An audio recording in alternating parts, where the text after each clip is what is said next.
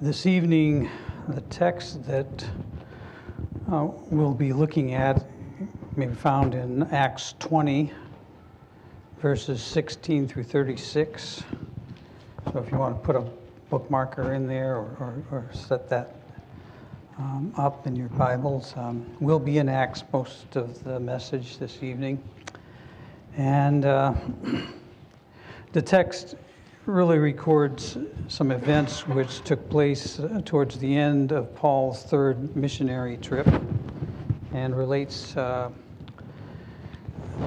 details of the last time that Paul met with the elders of the church at Ephesus. And so I've entitled the message, Paul's Last Farewell to the Elders of Ephesus.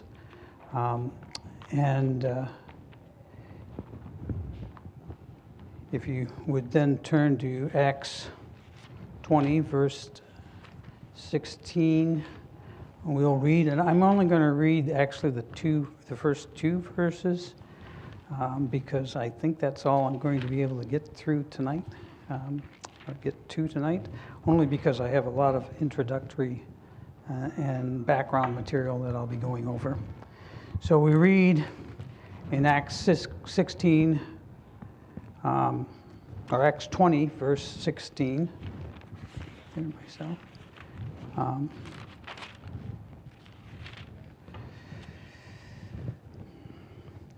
For Paul had determined to sail by Ephesus because he would not spend the time in Asia, for he hasted, if it were possible for him, to be at Jerusalem the day of Pentecost. And from Miletus he sent to Ephesus and called the elders of the church. So I think we'll stay there because I don't think I'll have time to do anything more than get to those first two verses in our text. So let's go to the Lord in prayer. Heavenly Father, we come before you this evening to hear from you through your word. I pray that you help me to be faithful in the preaching and teaching of it, Lord, that I may rightly divide it and clearly interpret it and give the plain meaning and sense of it, Lord, and that the message would be edifying and blessing to our assembly. Give me clarity and use me for your purpose and not of my own, Lord. I pray as the psalmist recorded, let the words of my mouth and the meditations of my heart be acceptable in thy sight, O Lord, my strength and my Redeemer. Amen. All right, so before starting, I will offer the same disclaimer that many who have stood up here have given. I'm not a student of Greek, and so I may struggle with some of the Greek and probably try to shy away from it to some extent. But I will try to do my best with it. I also want to give thanks to the Lord for the faithfulness of the men who have labored to fill the pulpit over the past few months. And many who have not done it before, or at least only rarely done it. And it was not until I faced the challenge here of coming up myself with a message and looking to be before you that I more fully appreciated the time and the effort that these men have put in to rightly dividing and expounding on the Word of God. We have been truly blessed by their faithfulness. I only pray that I may be found as faithful as I stand before you this evening. Though I don't believe my gift to be prophecy, exhortation, or teaching, I am perhaps most comfortable with teaching, and that is how I have approached this message. So it'll be probably more teaching than preaching this evening. I have divided this evening's text into 7 parts. The first being I've called Sailing by Ephesus and the Calling of the Ephesian Elders, and that's Acts 20, 16 through 17, which we read already. I'm also breaking down the rest of the text that we didn't read, but there's the recounting of Paul's service to the Ephesians, and Paul's uncertain future in Jerusalem, Paul pure of the blood of all men, warnings of wolves, commendations of God, and Paul's example, and finally Paul's departure from Jerusalem. And as I said, I think that time-wise I probably cannot get to anything but that first part, the 2 verses that we already read. As I prepared this message, I went from wondering how I would be able to fill 45 minutes or an hour to finally realizing that I could not do it all in an hour. And not being skilled in managing these things, I will just close wherever I am at the appropriate time. So before we get into the message itself or the text, I thought it would be good to cover some background and context surrounding the passage.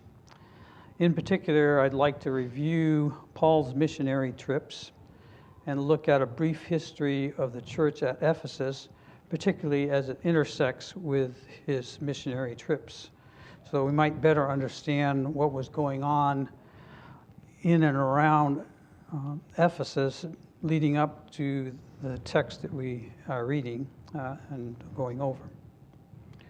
So, as a brief history of Paul's missionary trips is, okay, here it is. I wanted to go over first the fact that he had 3 missionary trips that are recorded by Luke in Acts, or 4 if we count his imprisonment and subsequent travel to Rome as his final missionary journey. On his first missionary journey, he went with Barnabas, starting at Antioch in Syria and going as far east as Antioch in Pisidia. The journey lasted about 2 years, from 45 AD to 47 AD, and he and Barnabas returned directly to Antioch from Perga. So one of the things that we note here is that, okay, let me get one side, okay. Okay, so we see here, here is Antioch. Antioch became kind of a Christian center.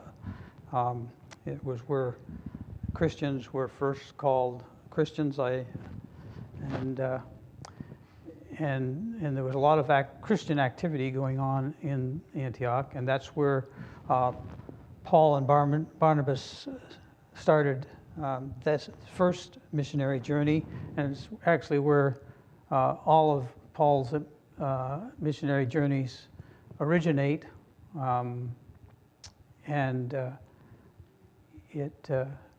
can see that they traveled by Cyprus up in through Perga and in and around to Derbe and back, and so this is also Antioch up here, which is a different Antioch. I found out as I was doing this study that were many cities called Antioch, but the principal one is the one over here in Syria.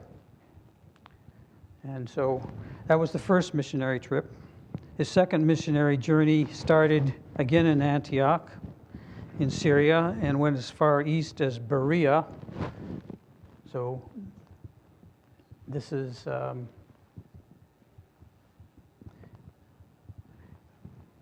further east anyway. I won't. Is it back? Okay. So Berea is over here. So this is the farthest point east that they went on the second missionary trip, which is shown in this green trail. And you can see it's on his second missionary trip that they actually end up in Ephesus. So this is the first time that Paul visits Ephesus. That trip started in Antioch in Syria, as I mentioned, and lasted 3 years. And they returned to Antioch by way of Jerusalem. And so we see that this is the first time. Is this going to be kind of the way it operates? He returned to Jerusalem. He went through Caesarea and down to Jerusalem, directly from Ephesus, sailing down here. And the significance of that is that in our text we read earlier that he hasted to be in Jerusalem, but this was on his second missionary trip, and the text that we're reading is on his third. So this was kind of a pattern that developed early in some of the missionary trips that he took. And we find in Acts 15:36 that the original intent of the journey was to retrace the route of the first trip that he and Barnabas took. So they were planning to go back through all these cities and strengthen the brethren, it says. And you don't have to turn there, but in Acts 15:16, it reads, after Paul said unto Barnabas, after some days, let us go again and visit our brethren in every city where we have preached the word of the Lord and see how they do. So the intent, again, was to retrace their route, to encourage and strengthen the brethren in the various cities where they had preached the word. This was about 2 years after they had returned from the first missionary trip. And the plan, as you may recall, was thwarted by the strong disagreement between Paul and Barnabas over John Mark. As a result, there were actually 2 missionary teams that went out, Paul with Silas and Barnabas with John Mark.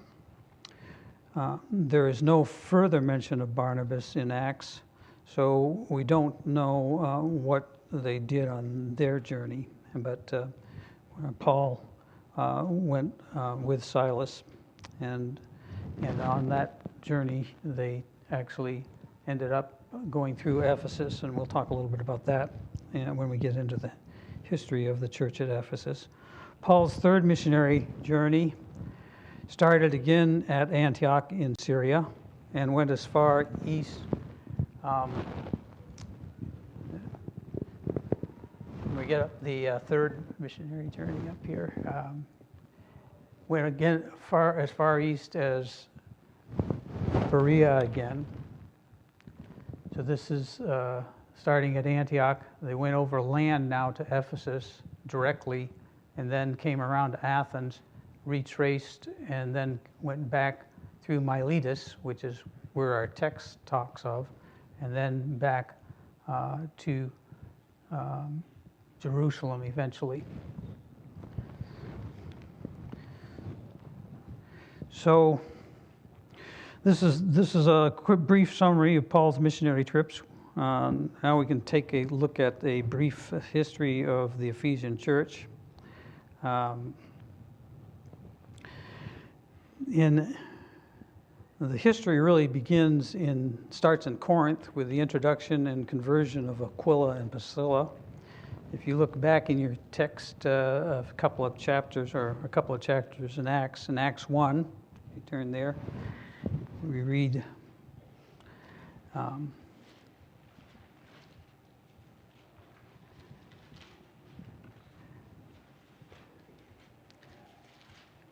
after these things, referring to Paul's sermon on Mars Hill to the Athenians, Paul departed from Athens and came to Corinth and found a certain Jew named Aquila, born in Pontus, lately come from Italy with his wife Priscilla, because that Claudius had commanded all Jews to depart from Rome. So they came, and Paul came to them, and because he was of the same craft, he abode with them and wrought that is, worked with them, for by their occupation they were tent makers. And he reasoned in the synagogue every Sabbath and persuaded the Jews and the Greeks. And when Silas and Timotheus were come from Macedonia, Paul was pressed in the Spirit and testified to the Jews that Jesus was Christ. And when they opposed themselves and blasphemed, he shook his raiment and said unto them, Your blood be upon your own heads. I am clean. From henceforth I will go unto the Gentiles.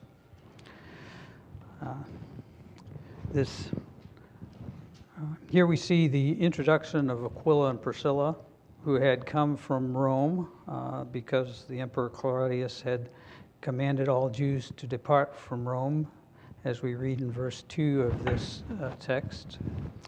And we see that they were originally residents of Rome, but had taken up residence in Corinth, essentially being exiled from Rome.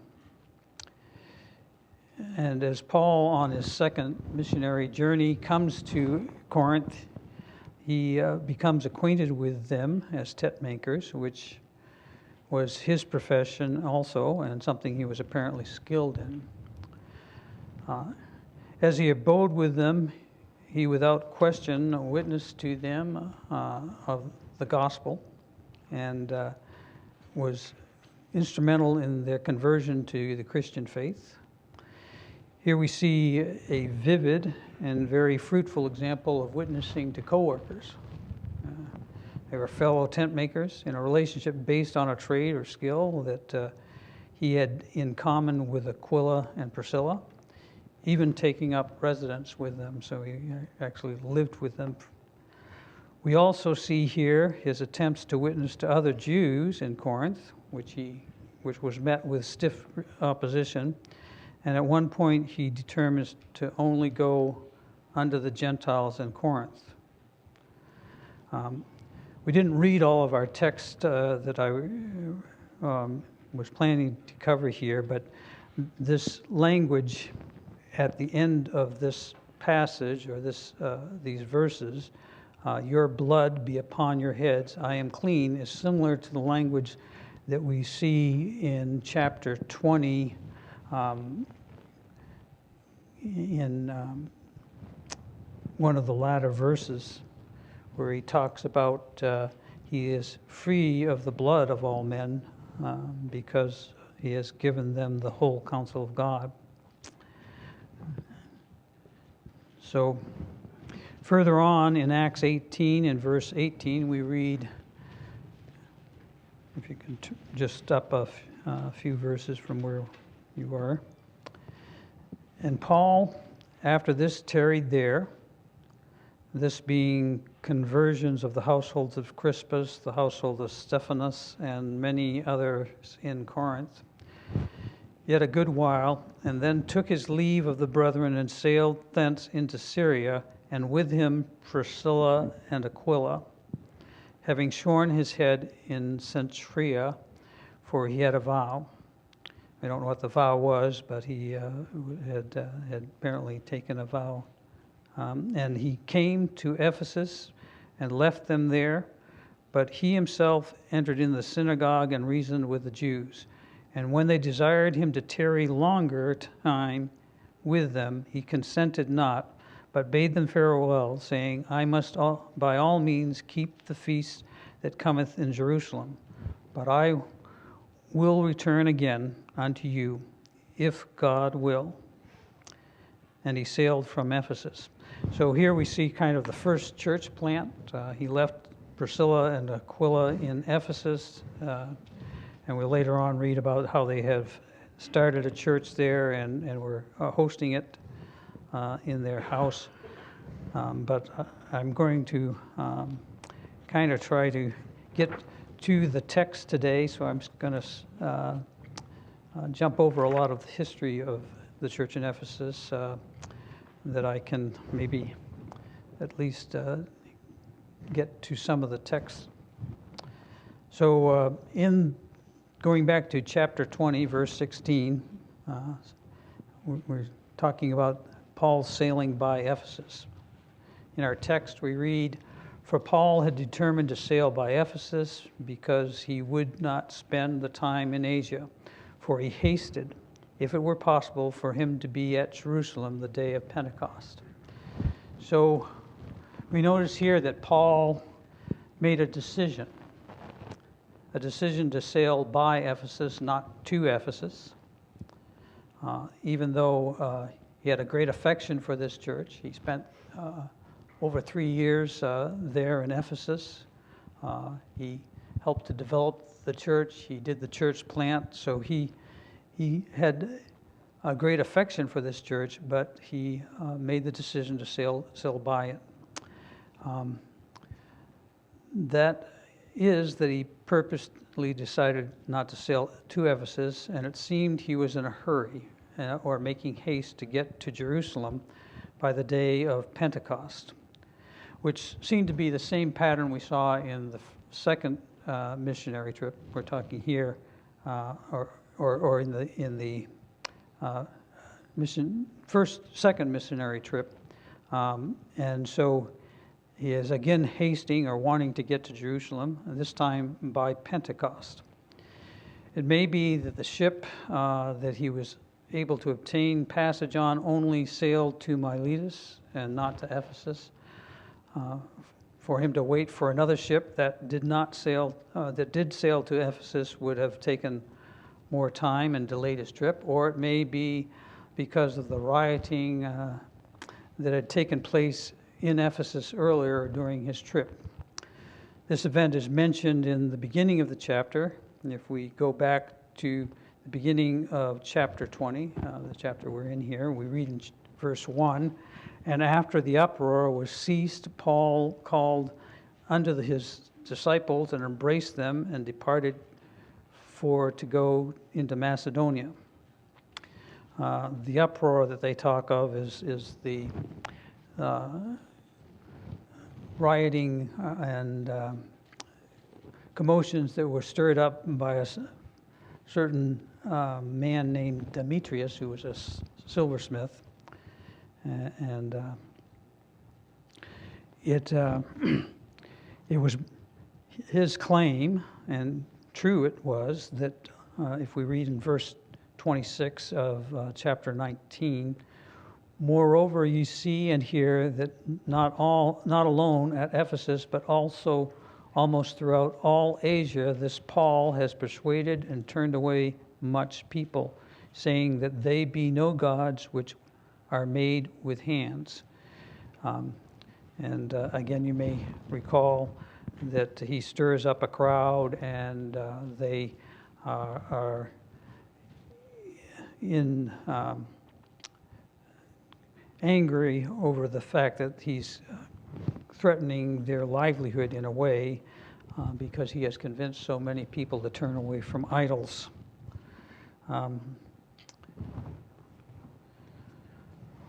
So therefore, it might not have been wise for him to go back to Ephesus, because he might have gotten embroiled in more of this kind of rioting, and therefore he might have also considered this in his decision not to return through Ephesus, but go around it to Miletus.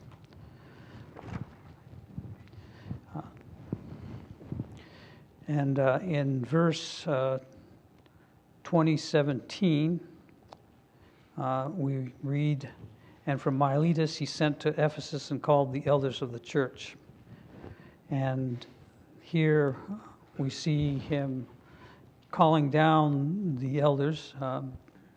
We see in this verse that although Paul had decided to sail by Ephesus, that he had no intention of not communicating with the church there. The text does not give a reason, but we can assume that he felt it was more practical, and maybe for some of the reasons that we mentioned for sailing by Ephesus, he decided not to visit in Ephesus, which is about 30 miles south, which was about 30 miles north of Ephesus.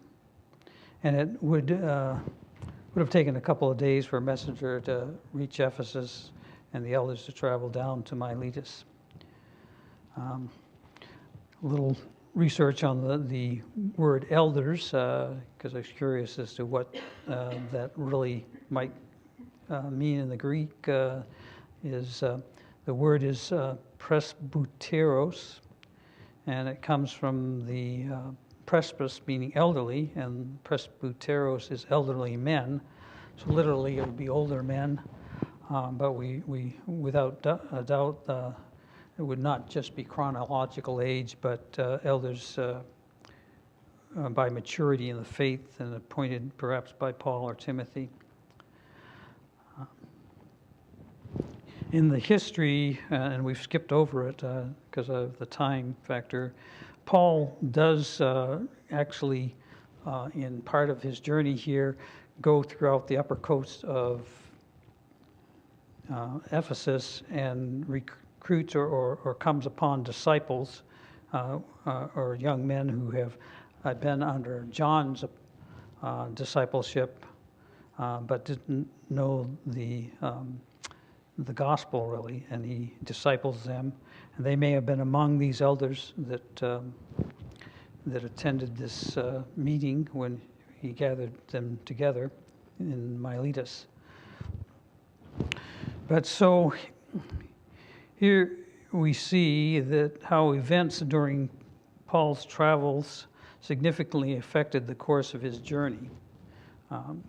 One other thing that I wasn't able to cover because of time was the fact that in this trip, and we would get to the verse, he had originally intended to go through to Ephesus or Miletus and all the way to Jerusalem from Athens.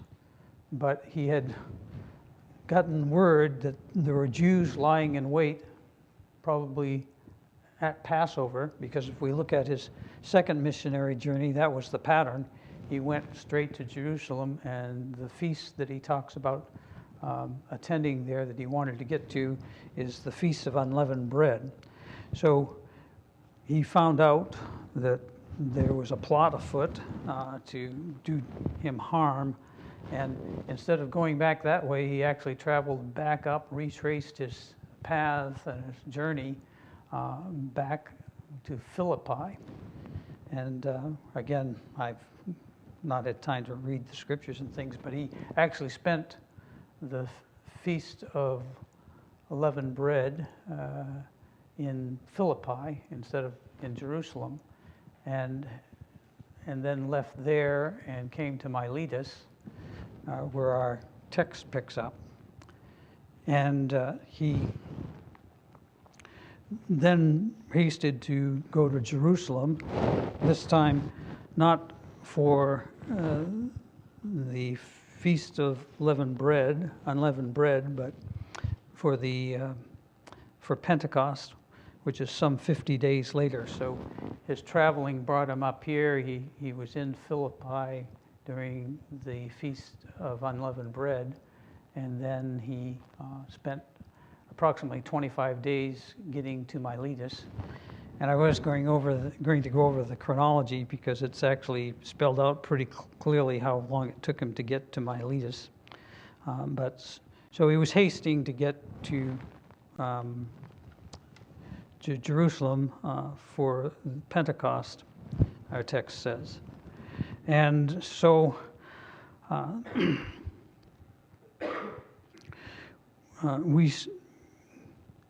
we see here, in closing, we see here how events during Paul's travels significantly affected the course of his journey.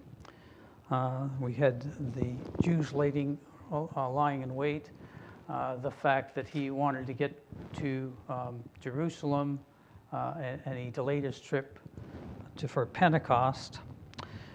So he changed his plans multiple times throughout his trips, and no doubt he was continually reminded, as we also should be, of God's intervention in the best thought out plans. We may have plans and goals that we're seeking, and if they are in tune with God's will, he will see us to them. He may divert us. So we should always allow for God's intervention and even expect it in our plans. None of our plans is sure. This is why we have James' admonition in James 4:15, for that you ought to say, if the Lord will, we shall live and do this or that. And similarly, Paul in 1 Corinthians 4:19 says, but I will come to you shortly, if the Lord will, and will know not the speech of them which are puffed up, but the power. And again, in 1 Corinthians 16:7, we have, for I will not see you now, by the way, but I trust to tarry a while with you, if the Lord permit.